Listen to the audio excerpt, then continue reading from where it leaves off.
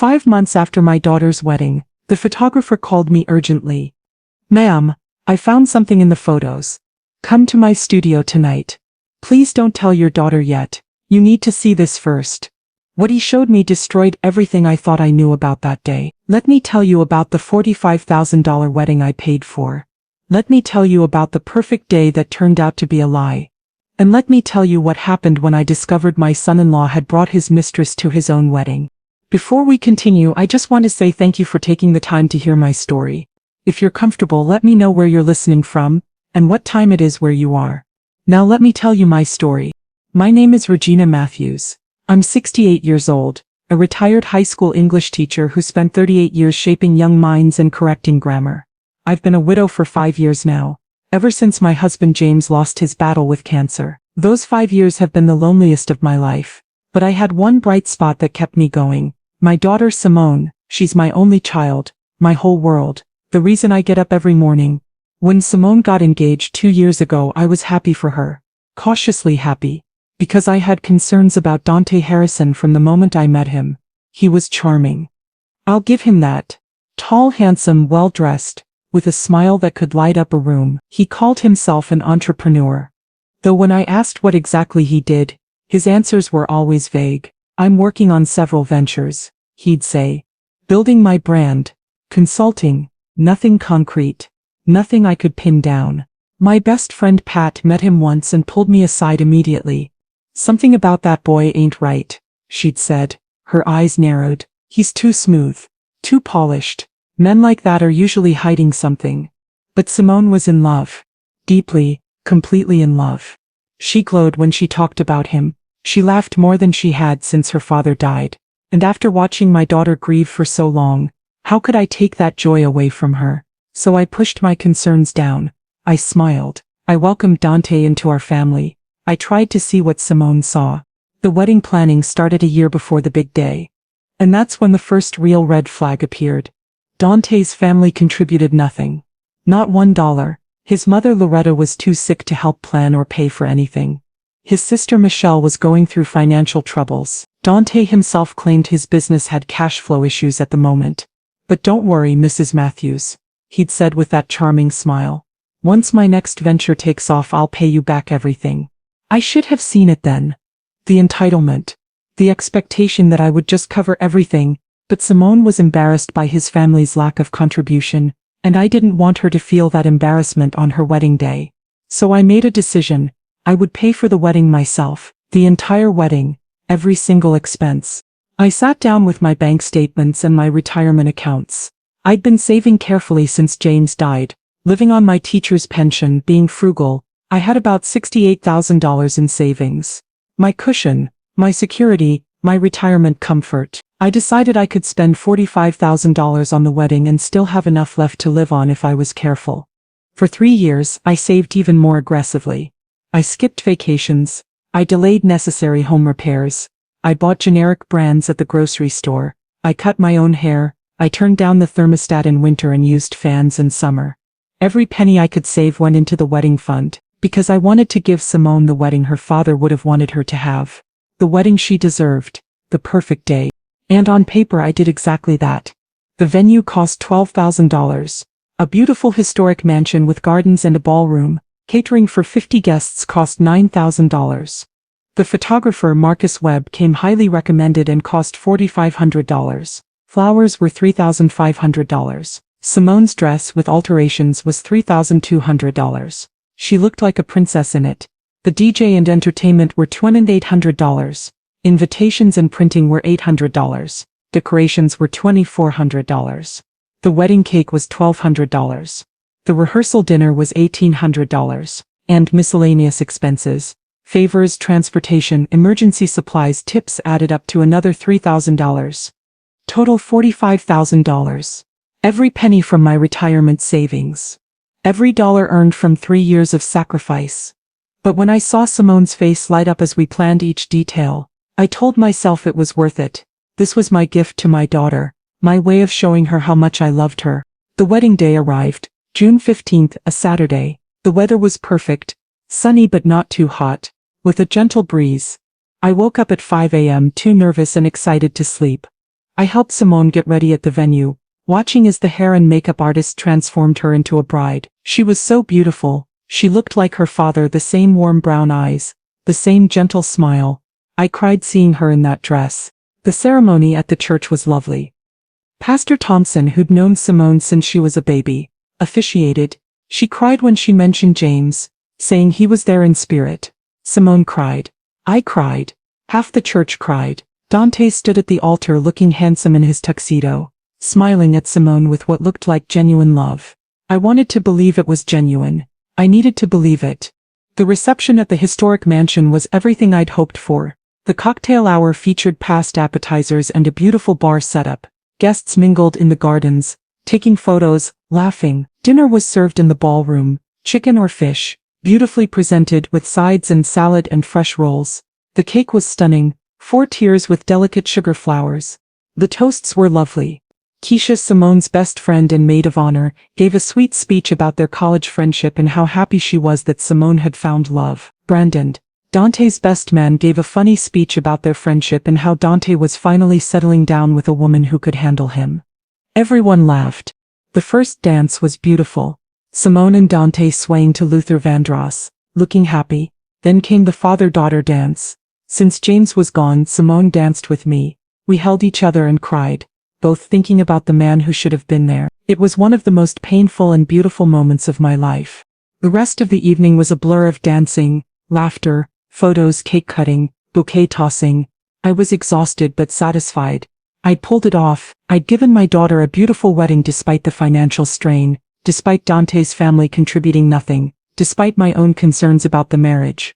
Everything seemed perfect. There were a few small things that bothered me during the reception, but I dismissed them at the time. Dante was on his phone a lot. Not during the ceremony, but during cocktail hour and the reception. I'd catch him texting. When I mentioned it to Simone, she just shrugged. He's probably dealing with work stuff. You know how he is. He also disappeared a few times.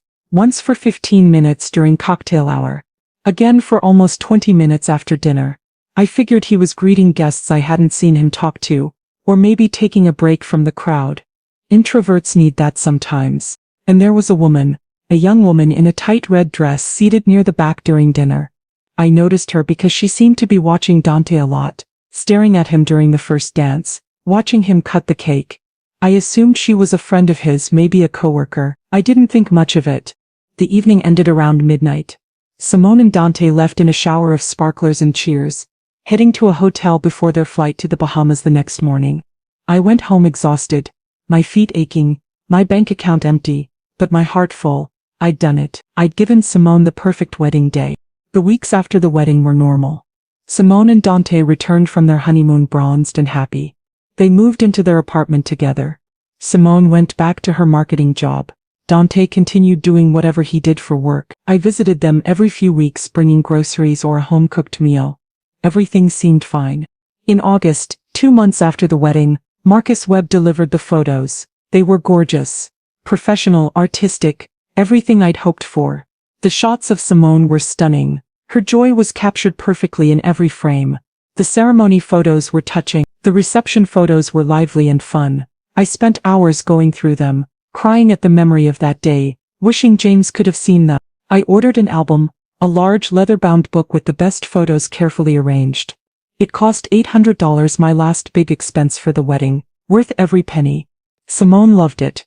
She cried when I gave it to her, posted her favorite photos on Facebook and Instagram. Everyone commented about how beautiful the wedding was. September came, October, November. Life settled into a routine. I was trying to rebuild my savings, slowly, carefully taking on some private tutoring to supplement my pension. The financial hit was significant, but I didn't regret it. Simone was happy. That's all that mattered. I did notice some things though. When I visited Simone and Dante, he was often out. Business meetings, networking events, working late. Simone mentioned he was gone a lot, but she didn't seem concerned. That's just how entrepreneurs are, Mom. They have to hustle. There were a few times when Keisha, Simone's best friend, seemed like she wanted to tell me something but held back. We'd be having coffee and she'd start a sentence. I don't want to worry Simone, but, then stop herself. Never mind, I'm probably just being paranoid. Pat asked me regularly how Simone's marriage was going. That boy treating her right? She'd ask, her eyes sharp. Because I still don't trust him. Everything's fine, I'd tell her. Simone seems happy. Seemed happy at the wedding too, Pat would mutter. Doesn't mean everything was fine. I dismissed her concerns. Pat had never liked Dante. She was just being overprotective. Then, on a Tuesday evening in mid-November, 5 months after the wedding, my phone rang. Unknown number. I almost didn't answer. I get so many spam calls these days, but something made me pick up. Mrs. Matthews. A man's voice, familiar but I couldn't place it. Yes. Who's this? This is Marcus Webb. I was your daughter's wedding photographer. My heart skipped. Oh yes. Hi Marcus. Is something wrong with the photos? Not exactly. Mrs. Matthews, I need to speak with you. In person. Urgently, can you come to my studio tonight? Tonight? It's already 7 p.m. I know, I'm sorry. But this can't wait. And Mrs. Matthews, please don't tell Simone yet. You need to see this first. Before you decide what to do. My stomach dropped. See what, Marcus, what's going on?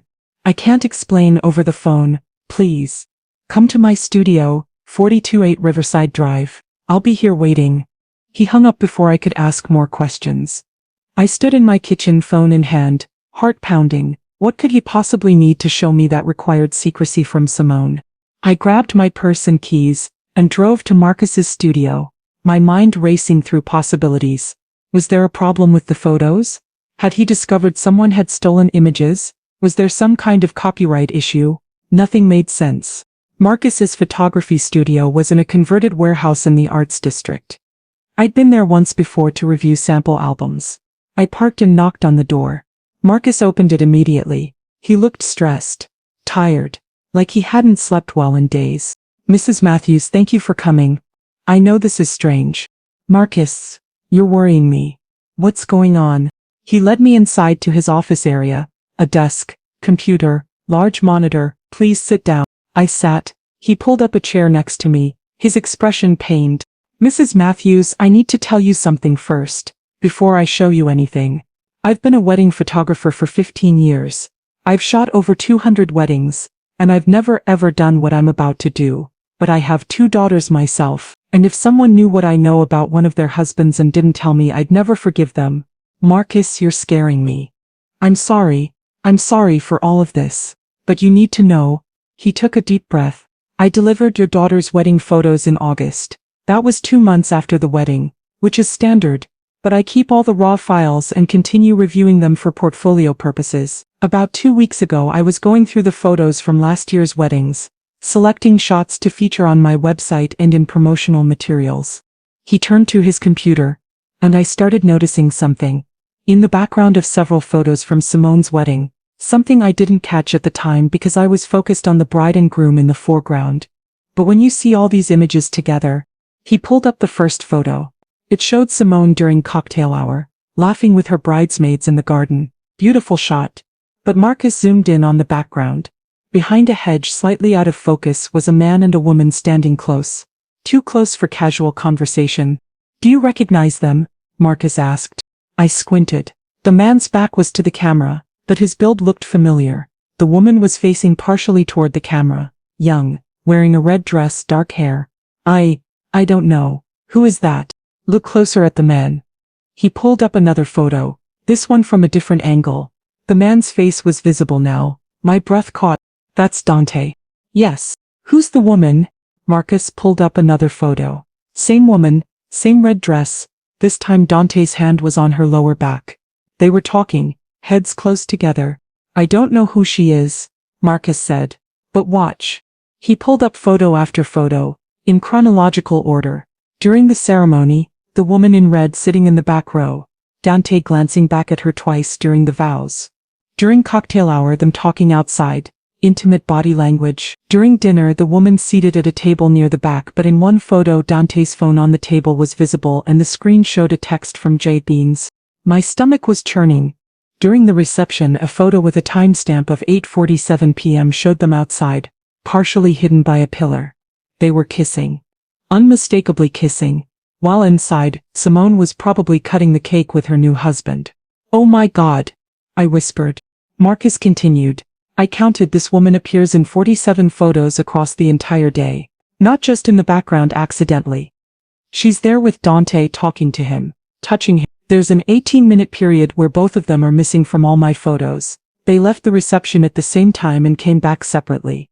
He zoomed in on another photo. "Look at how he's looking at her. That's not how you look at a casual acquaintance." He was right. In the photo, Dante was watching this woman with an expression of intimacy, desire, familiarity. An expression I never saw on his face when he looked at Simone during their wedding. "Who is she?" I asked again, my voice shaking. "I don't know, I checked the guest list you provided for photo release permissions. She's not on it, which means she came as someone's +1. I felt sick, physically sick. This was at my daughter's wedding. He brought another woman to his own wedding. Mrs. Matthews. I've been agonizing over this for 2 weeks. I didn't want to believe what I was seeing. I kept thinking maybe I was misinterpreting. Maybe she was his cousin. Maybe there was an innocent explanation. But 47 photos across 6 hours? This wasn't innocent. This was deliberate." He pulled up the photo of them kissing again. "This especially. This is not innocent." I stared at the screen, tears blurring my vision. All that money, all that planning, all that sacrifice, all for a wedding where the groom was carrying on with another woman the entire day. "I need copies of these," I said, my voice hard. "All of them." I prepared a USB drive. Marcus handed me a small black drive. "Every photo where she appears. With timestamps. Metadata, everything you might need as evidence." "Evidence," I repeated numbly. "I assume Simone will need to." He trailed off. "Yes. She will." Marcus's eyes were full of sympathy. "Mrs. Matthews, I'm not charging you for this. What I'm giving you is documentation of infidelity. Do with it what you need to. And I'm so sorry. I know you paid for that wedding. I know how much you sacrificed. And now to find out it was all a lie." I finished. "It was all a lie." I drove home in a daze. The USB drive clutched in my hand. I sat in my car in the driveway for 20 minutes, unable to move. Finally, I went inside and immediately called Pat. "I need you to come over, right now." She heard something in my voice. "I'm on my way." Pat arrived 15 minutes later. I had my laptop set up at the kitchen table, the USB drive inserted. Without a word, I showed her the photos. Pat's reaction was swift and furious. "I told you something was wrong with that boy. I told you, oh Regina. Oh honey, I'm so sorry." We went through all 47 photos together. Pat's anger grew with each one. "He brought his mistress to his wedding. To the wedding your money paid for. That sorry, low-down, disgusting excuse for a man. We need to figure out who she is," I said, forcing myself to focus. To think like the teacher I used to be, solving problems methodically. We studied the photos showing which table she sat at during dinner. We cross-referenced with the seating chart I'd kept. At her table were several of Dante's friends, including a man named Kevin Marshall, who'd RSVP'd with a +1 but hadn't listed a name. Pat found Kevin on Facebook within minutes. "Got him. Should I message him?" "Yes." She typed quickly. "This is Regina Matthews, mother of the bride from Dante and Simone's wedding. I need to ask you about your +1. It's urgent. Please call me." She included my phone number. We waited. Drank tea. Looked at the photos again, trying to find details we'd missed. At 9:47 p.m. my phone rang. Unknown number. "Mrs. Matthews, this is Kevin Marshall. I got your message. Listen. I'm really sorry. I didn't want to bring her. Dante asked me to. He said it was important. I shouldn't have agreed. I feel terrible." "Who is she, Kevin?" He sighed. "Her name is Jasmine Clark. She's Dante's girlfriend. Has been for about 2 years. I told him it was wrong to have her at the wedding, but he said he couldn't not invite her, said she'd be upset if she missed it. I know how it sounds. I know, I'm sorry." 2 years? My voice cracked. They'd been together 2 years? Before he even proposed to Simone? "Yes, ma'am. I'm sorry. I should have said something." "Yes, you should have." I hung up. Pat immediately pulled up Instagram on her phone. "Jasmine Clark. Let's find her." It took 30 seconds. A Jasmine stylist. Personal stylist, according to her bio. Profile was public. Pat scrolled through the photos and her eyes widened.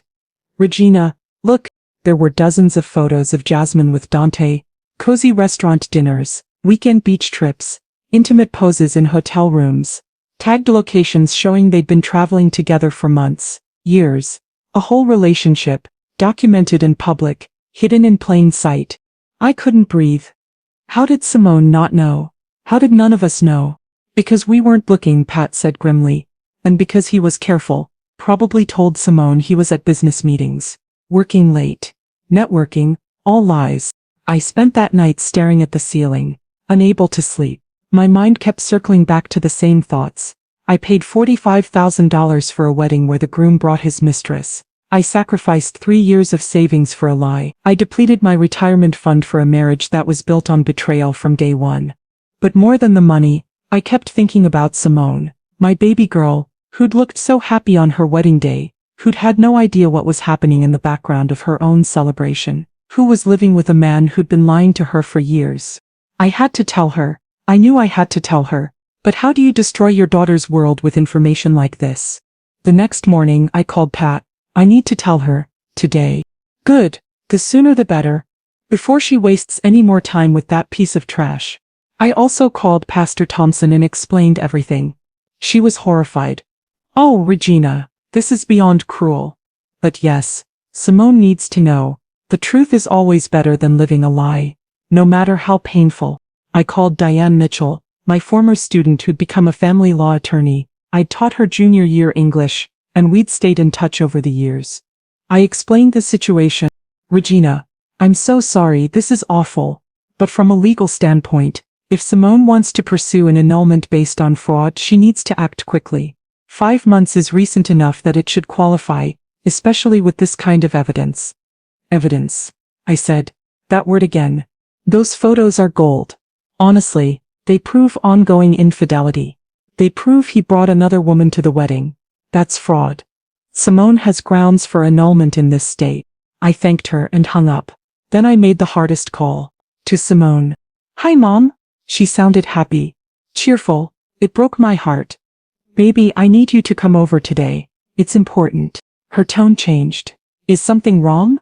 Are you okay? I'm fine, but I need to talk to you. Can you come over this evening, without Dante? Just you. Okay, you're kind of scaring me. I know, I'm sorry, but please come, around 6. Okay, I'll be there. I spent the day preparing.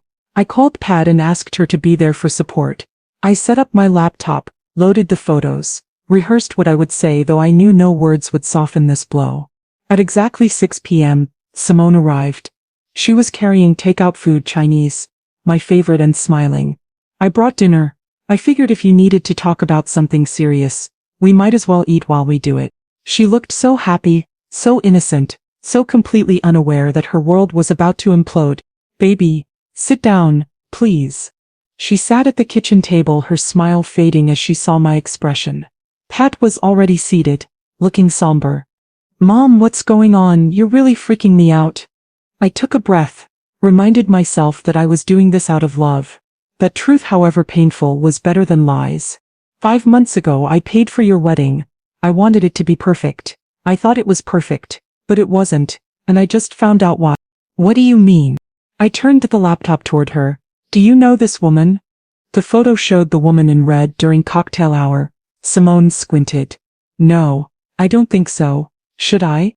She was at your wedding. Okay. Lots of people were at my wedding. I didn't know everyone. I pulled up the next photo. Dante and the woman standing too close.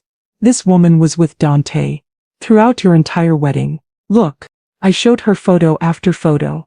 Simone's expression changed from confusion to concern to disbelief to horror. That's Dante. With some woman. At our wedding? 47 photos, baby. Throughout the entire day. Her hands were shaking. There has to be an explanation. Maybe she's his cousin, or a friend?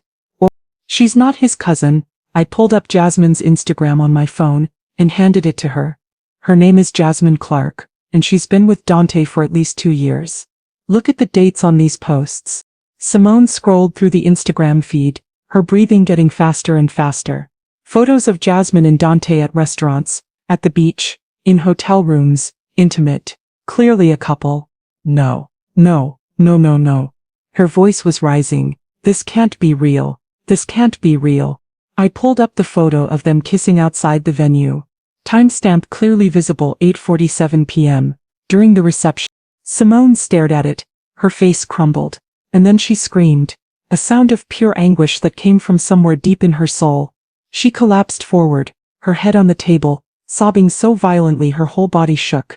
Pat and I moved immediately, one on each side of her, holding her as she broke apart. Why? She gasped between sobs. Why would he do this? How could he do this? I don't know, baby, I whispered, tears streaming down my own face. I don't know. She cried for what felt like hours. Eventually the sobs subsided into hiccuping breaths. She sat up, her face swollen and wet, her eyes devastated. I need to talk to him. I need to hear him explain this. Baby? I need to hear it from him. Her voice was desperate. I understood. Sometimes you need to hear the truth from the person who betrayed you, even when the evidence is undeniable. Simone pulled out her phone. Her hands were shaking so hard she could barely dial. She put it on speaker so Pat and I could hear. Dante answered on the third ring, sounding annoyed. Babe, it's after 10, what's up? Who is Jasmine Clark? Silence. Complete, total silence. I could almost hear him panicking on the other end. Dante, who is Jasmine Clark? I don't know what you're talking about. You brought her to our wedding. The photographer has 47 photos of you with her throughout our entire wedding day. So I'll ask you again, who is Jasmine Clark? More silence. Then, Simone, where are you right now? That doesn't matter. Answer the question. Can we talk about this in person? This isn't something we should. No. Answer me right now. Who is she? I heard Dante sigh. Then she's nobody. Just a friend. The photographer obviously misunderstood. Took things out of context. Simone's face hardened. A friend you were kissing at my wedding. I wasn't. Simone, you're being paranoid. Where is this even coming from? From the photos, Dante. From 47 photos showing you with another woman on the day you married me. From her Instagram showing you two together for years. Okay, look. His voice changed, became placating. Yes, I know Jasmine. We used to date, years ago. We're friends now. She wanted to come to the wedding and I didn't think it was a big deal. I should have mentioned it, but I didn't want you to get upset over nothing. Nothing? You were kissing her. I was not kissing her. Whatever you think you saw in some photo. I grabbed the phone from Simone. Dante, this is Regina. I'm looking at a photo right now, time-stamped 8:47 p.m., on your wedding day. You and Jasmine Clark outside the venue, your lips on hers, crystal clear. So stop lying to my daughter. Mrs. Matthews, his voice went cold. With all due respect, this is between me and my wife. I don't appreciate you interfering in our marriage. You made it my business when you brought your mistress to a wedding. I paid $45,000 for. I didn't bring my mistress. Jasmine is not my mistress. This is insane. Simone grabbed the phone back. Then explain the Instagram photos. From last month. You and her at dinner. At the beach. In hotel rooms. Explain those. Another long silence. I could hear Dante breathing heavily. Trapped. Simone, if you would just calm down and come home so we can talk about this in person. I'm not coming home. Not until you tell me the truth. Fine. He yelled suddenly. Fine. Yes, I've been seeing Jasmine, on and off. It's complicated, but it doesn't mean anything. You're my wife. You're the one I chose to marry. It's just physical. It doesn't mean anything. Simone made a sound like she'd been stabbed. The phone fell from her hand onto the table. Pat grabbed it. Boy, you are a disgrace. A sorry excuse for a man. You married this woman while cheating on her. You brought your side piece to your own wedding. You made vows in church while your mistress watched from the pews. And now you're trying to minimize it. You're pathetic. Who the hell are you? Dante's voice was furious. I'm the woman who told Simone from day one that you weren't worth a damn. And I was right. Dante said something crude that I won't repeat, and hung up. Simone sat frozen at the table, staring at nothing. Then she whispered, He admitted it. He admitted it. Oh my God, Mom. What do I do? What do I do? I knelt beside her chair, taking her hands in mine. You leave him, baby. You leave him and you don't look back. But we're married. We took vows. In front of God and everyone. In front of Dad's memory. Her mention of James broke me. Baby, those vows were based on lies. He was already cheating on you. He brought that woman to your wedding. The vows meant nothing to him. Pat added bluntly, those vows were broken before he even said them. You're not obligated to honor what he already destroyed. Simone started crying again, softer now, the tears of someone who's cried so much they have nothing left. I can't believe this is happening. 5 months, we've been married 5 months and it was all a lie. Not all a lie, I said gently. Your love was real. Your joy on your wedding day was real. What he did doesn't take away from who you are. But I feel so stupid. How did I not know? How did I not see it? Because you trusted him, Pat said. Because you're a good person who didn't think to look for betrayal. That's not your fault. That's his failure, not yours. We stayed up until 3 a.m. that night. Simone couldn't go home, couldn't face the apartment she shared with Dante. She slept in my guest room, though I don't think either of us really slept. I heard her crying through the wall several times. The next morning, Simone called in sick to work. She couldn't function, could barely get out of bed. I made her tea and toast, though she only picked at the food. Around noon, Keisha showed up. Simone had texted her, and her best friend came running. I knew something was wrong, Keisha said, hugging Simone fiercely. I told you I saw him at lunch with another woman 3 months ago. I told you and you said I was imagining things. Simone looked stricken. You saw him with Jasmine? I don't know if it was her specifically, but I saw him with someone, being all cozy, and when I mentioned it, you said he was probably just having a business meeting. I trusted him, Simone whispered. I believed him. Of course you did. That's what you do when you love someone. But Simone, he didn't deserve that trust. While they talked, I called Diane Mitchell again. We need to move forward with legal action. Today, Diane agreed. I'll start drafting the annulment petition. We have clear grounds. Fraud. The photos prove ongoing infidelity before and during the marriage ceremony. Any judge will grant this. How long will it take? If Dante doesn't contest it, which he probably won't given the evidence, we could have it finalized in a few weeks. The marriage will be legally void, like it never happened. Good. Start the paperwork. That afternoon, Dante tried to come to my house. I saw his car pull up and immediately locked the doors. He pounded on the door, yelling, Simone, Simone, open the door, we need to talk about this. I called through the door. She doesn't want to see you. I want to talk to my wife. Your wife wants you to leave. You can't keep her from me. This is between us. Actually, this stopped being just between you when you brought your mistress to a wedding. I paid for. Now leave before I call the police. He pounded on the door a few more times, yelling about how I was poisoning Simone against him and how this was all a misunderstanding, and how Simone belonged to him. That last phrase made my blood run cold.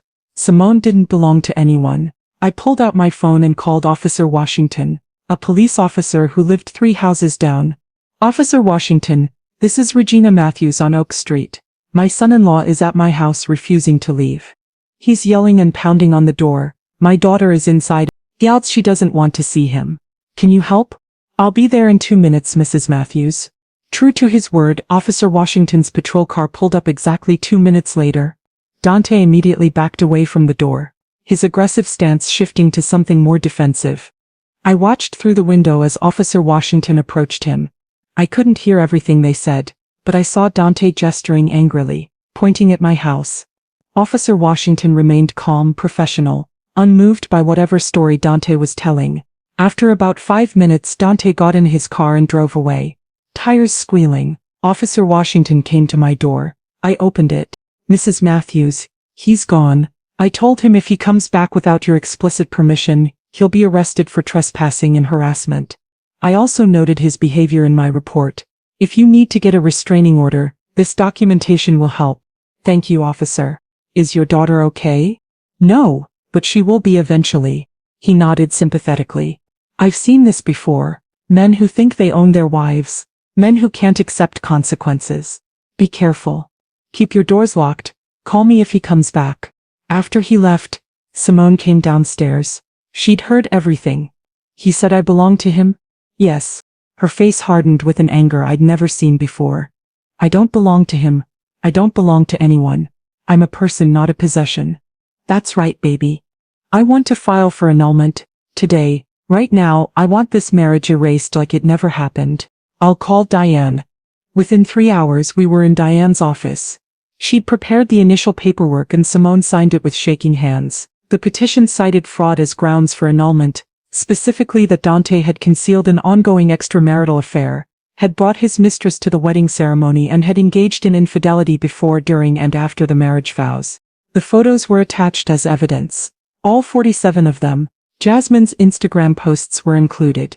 Kevin Marshall had agreed to provide a written statement confirming that Dante had asked him to bring Jasmine to the wedding. This is one of the strongest annulment cases I've ever seen, Diane said. The evidence is overwhelming. No judge will deny this. How long? Simone asked.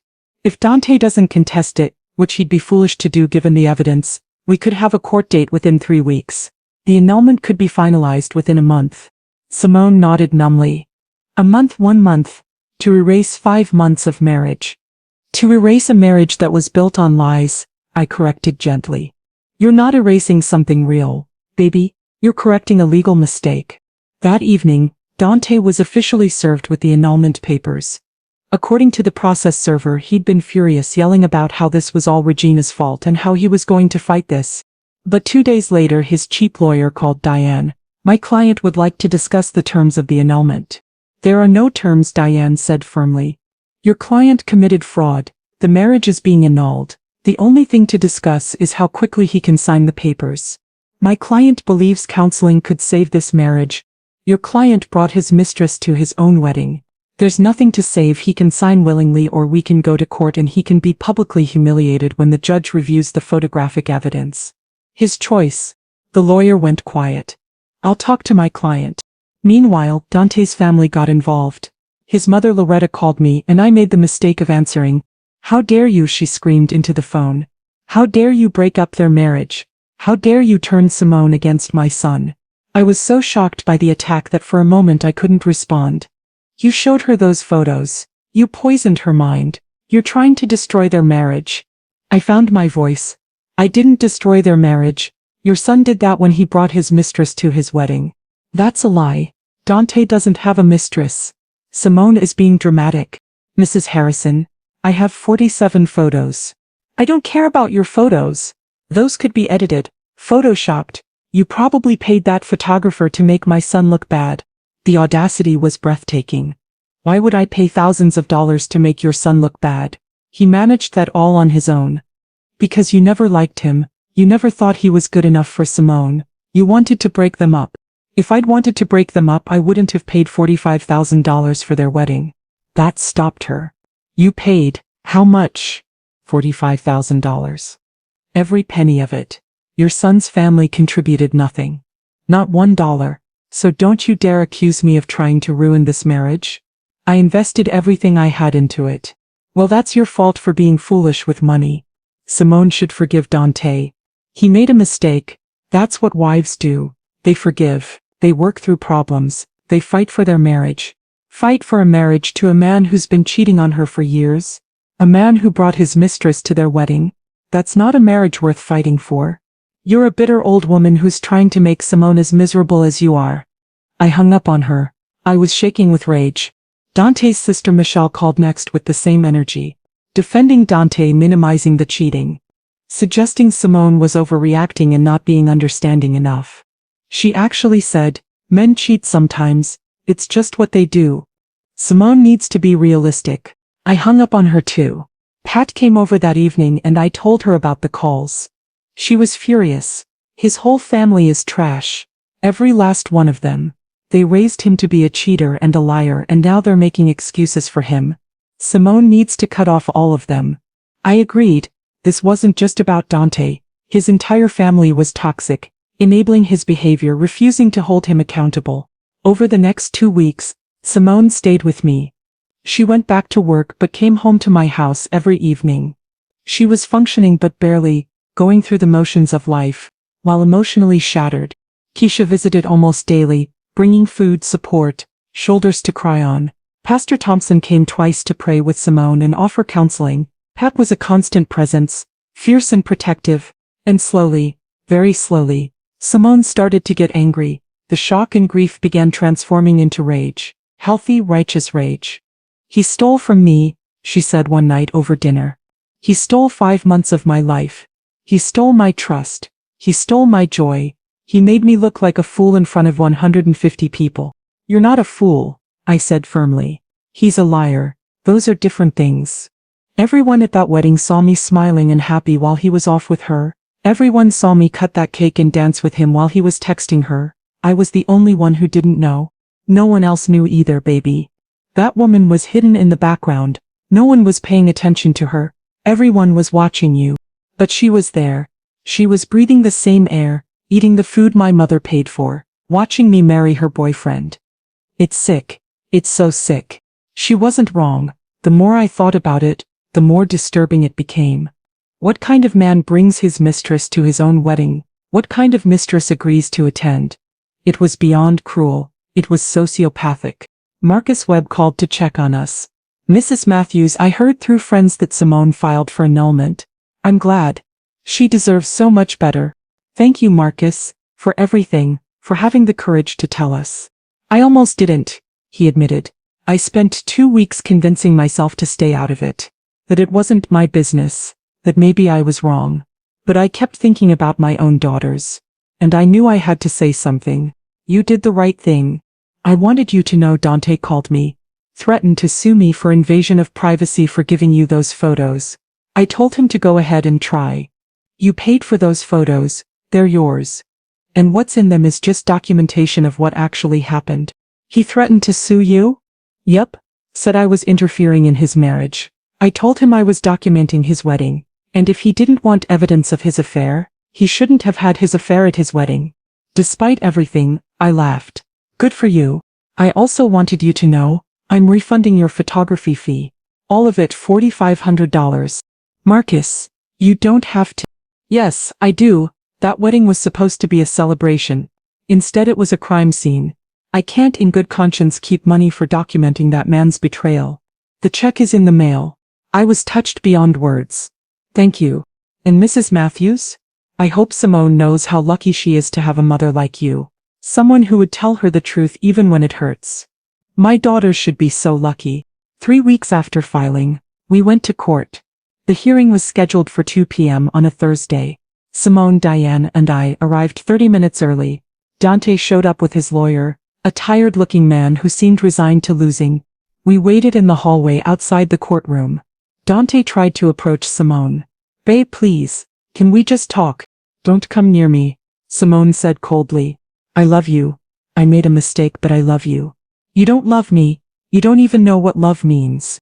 "I can change. I'll end things with Jasmine. I'll do whatever you want." "You should have thought about that before you brought her to our wedding." The bailiff called us in before Dante could respond. We entered the courtroom. The judge was a black woman in her 50s. Judge Anderson with kind but no-nonsense eyes. Diane presented our case efficiently. The photos. The Instagram posts. Kevin's statement. The timeline of the affair. It took less than 15 minutes. Dante's lawyer tried to argue that the marriage could be saved, that Dante had made an error in judgment, that couples counseling could help, that annulment was too extreme. Judge Anderson looked at him with barely concealed disgust. "Counselor, are you seriously arguing that this marriage should continue?" "Your Honor, my client loves his wife. He made a mistake. Your client brought his mistress to his own wedding. That's not a mistake. That's calculated deception." She turned to Dante. "Mr. Harrison, did you or did you not have an extramarital affair before, during, and after your marriage to Ms. Matthews?" Dante shifted uncomfortably. "Your Honor, I can explain. It's a yes or no question." "Yes. But I—" "And did you bring this other woman to your wedding as someone's guest?" Dante looked at his lawyer, who nodded slightly. "Yes. And were you aware that Miss Matthews' mother paid $45,000 for this wedding?" Yes." Judge Anderson looked at Simone. "Miss Matthews, you're requesting an annulment on the grounds of fraud. Based on the evidence presented, which is substantial and frankly appalling, I'm granting your request. This marriage is hereby annulled and dissolved. It will be as if it never legally existed." Simone let out a sob of relief. Judge Anderson continued, addressing Dante. "Mr. Harrison, You are also ordered to reimburse Miss Matthews for her portion of any joint expenses incurred during this sham of a marriage. And let me be clear, you should be deeply ashamed of yourself. You defrauded this young woman. You made vows in front of God and community with no intention of keeping them. You brought your mistress to your own wedding. That level of deception and cruelty is beyond my comprehension. Dante's lawyer tried to speak. Your Honor, we're done here. Annulment granted. Case closed. Get out of my courtroom. We stood. Simone was crying but smiling through the tears. We walked out past Dante, who stood frozen, his face a mixture of shock and rage. In the hallway, Simone hugged me and Diane. It's over. It's really over. It's over, baby. You're free. Dante tried one more time as we headed to the elevator. Simone, please. She turned to him with a coldness I'd never seen in her before. Don't ever contact me again. Don't call. Don't text. Don't show up at my job. If I see you anywhere near me, I'll get a restraining order. We're done. Forever. We got in the elevator and the doors closed on his stunned face. The months that followed were about healing. Simone moved back into her own apartment. Dante had moved out by court order. She changed the locks, threw away anything that reminded her of him, started therapy to process the betrayal and trauma. She was angry for a while, really deeply angry. At Dante, yes, but also at herself for not seeing the signs, for trusting someone who didn't deserve it, for believing in a love that was one-sided. I feel so stupid, she said one night about 3 months after the annulment. We were having dinner at my house, something we did twice a week now. You weren't stupid. You were trusting. Those are different things. But I should have seen it. Keisha saw him with another woman and I dismissed it. He was always on his phone and I made excuses. He disappeared during our wedding reception and I didn't even notice. Because you weren't looking for betrayal. Because when you love someone, you trust them. That's not a character flaw in you. That's a character flaw in he. But what if I can't trust anyone ever again? What if this broke me? You're not broken. You're hurt. But hurt heals. And baby, the fact that you can still trust after what he did, that's strength, not weakness. Slowly, with therapy and time and support, Simone started to heal. The anger softened into acceptance. The grief became less consuming. She started smiling again, laughing, living. She also made sure everyone knew what Dante had done. She posted about it on social media, not with names, but with enough detail that everyone who'd attended the wedding understood. The response was overwhelmingly supportive. Friends reached out to say they'd always thought something was off about Dante. Colleagues shared their own stories of betrayal and survival. Even some of Dante's own friends apologized for not speaking up about his cheating. Dante's reputation was destroyed. His business ventures collapsed. Jasmine left him. Apparently she'd only wanted him as a side piece, not as a full-time partner. Even some of his family members distanced themselves, embarrassed by what he'd done. Marcus Webb's refund check arrived, along with a note. Use this toward your healing. You deserved a beautiful wedding day, and I'm sorry it turned into something painful. Wishing you and Simone all the best. I used $1,000 of it to buy Simone a spa day. Massage, facial, mani-pedi, the works. She deserved to be pampered. The rest I put back into savings, slowly rebuilding what I'd lost. About a year after the annulment, I got an unexpected phone call.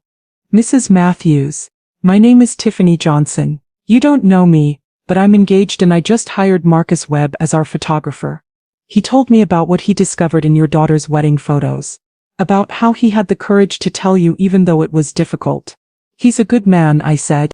He is, but I'm calling because I have concerns about my fiancé. Nothing concrete, just instincts. My mother has concerns too.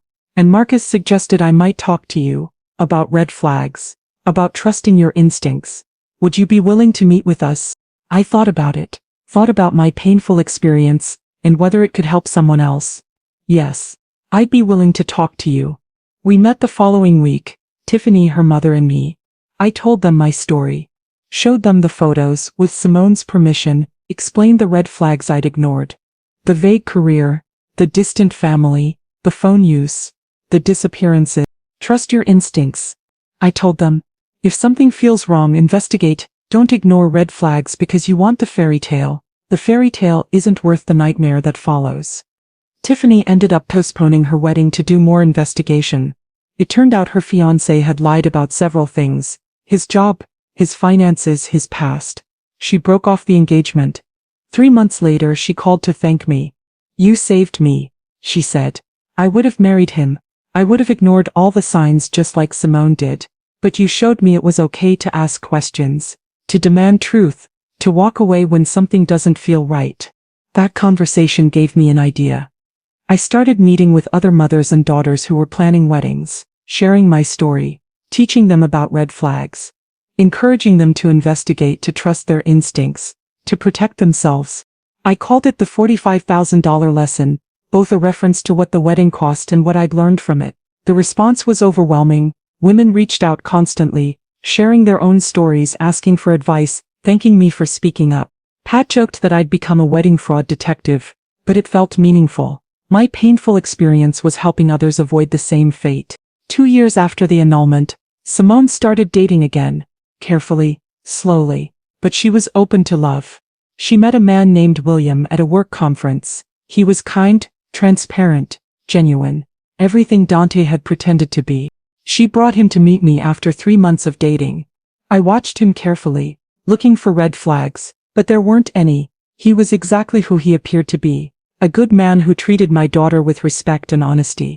"Mom likes you," Simone told him later. "That's huge. After what happened with Dante, her approval means everything." William took that seriously. He made sure I was included in their relationship, had dinners with me regularly, answered all my questions honestly, proved through consistent action that he was trustworthy. They dated for 2 years before getting engaged. When William asked my permission to marry Simone, I looked him in the eye and said, "If you ever hurt her the way Dante did, you'll answer to me. Do you understand?" "Yes, ma'am. And I promise you, I would never. Simone is the best thing that's ever happened to me. I know how lucky I am." They planned a small wedding, just 50 people, close family and friends. The total cost was $8,000. Simple, intimate, genuine. The night before the wedding, Simone came to my house. "Mom, I need to tell you something." "What is it, baby?" "I'm happy, really, genuinely happy. And I never thought I'd feel this way again after Dante. But William, he's real. This is real. And I'm not afraid anymore." I hugged her tightly. "I'm so proud of you, for surviving, for healing, for being brave enough to love again. I learned that from you. You lost Dad and you survived. You lost your savings to pay for a fraudulent wedding, and you survived. You taught me that survival isn't just about getting through, it's about growing stronger." The wedding was beautiful, small and simple, yes, but filled with genuine joy. William looked at Simone the way James used to look at me, like she was his whole world, and Simone looked at William with trust and love and hope. Marcus Webb photographed it for free. "Consider it my wedding gift," he said. "After what happened last time, I want to document a real marriage." There were no surprises in the background of these photos.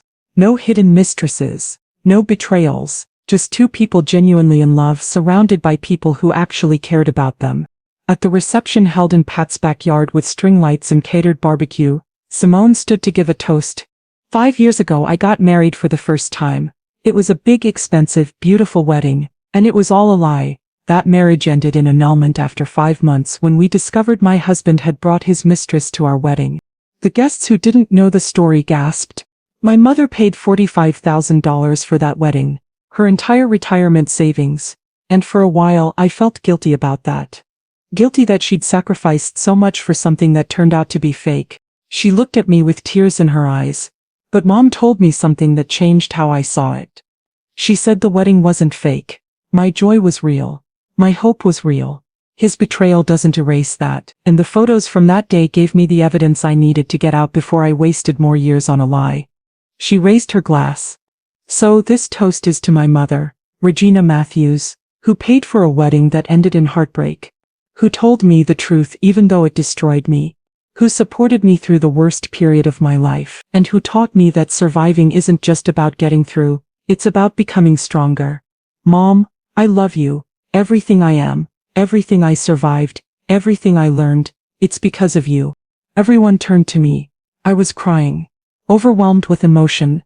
And this toast is also to William, who proved that good men exist, that honesty exists, that real love exists, who never made me feel guilty for being careful or asking questions or needing time, who understood that I was healing and gave me space to do it. William, thank you for being patient, for being real, for being you. She turned to look at everyone. And finally, to everyone here tonight. This wedding cost $8,000. A fraction of what my first wedding cost. But this one is worth everything. Because this one is real. This is honest. This is built on truth and trust. And genuine love. And that's all that matters. The crowd cheered. Pat was crying. Keisha was crying. I was definitely crying. That night, after the wedding ended and guests went home, Simone hugged me goodbye. Thank you, Mom, for everything. For the first wedding, even though it hurt, for telling me the truth, for supporting me, for teaching me. I wouldn't be here, married to a good man, actually happy, if you hadn't been brave enough to show me those photos. I'm so proud of you, baby. And Mom, that $45,000? It wasn't wasted. It bought me a hard lesson. It showed me what fake looks like so I could recognize real when it came along. It taught me to value honesty over appearances, substance over show. That's worth more than money. She was right. The $45,000 I spent on that first wedding wasn't wasted. It was an investment. Just not the kind I'd planned. It invested in Simone's strength. In her wisdom. In her ability to recognize and choose real love. 5 months after my daughter's first wedding, when the photographer called me urgently asking me to come see something, he destroyed everything I thought I knew about that day. But he also gave me the tool to save my daughter from wasting her life on a lie. That phone call cost me my peace for a while. Those photos broke my daughter's heart. That revelation emptied my savings and shattered our dreams. But it also set us free. Free from a man who never deserved Simone. Free from a family that enabled cruelty. Free from a marriage built on lies. Free to find something real. And when Simone finally found that real love, that honest partnership, that genuine marriage, when I watched her dance with William at their small, simple, authentic wedding, I knew that every dollar, every tear, every moment of pain had been worth it. Because the truth, however painful, is always better than a beautiful lie. And sometimes the worst thing that happens to you becomes the foundation for the best thing that comes after. I spent $45,000 on a wedding that ended in annulment. But I gained a daughter who knows her worth, who trusts her instincts, who survived betrayal, and came out stronger. That's not a loss. That's an investment that paid off in ways money never could. The end. Thank you for watching.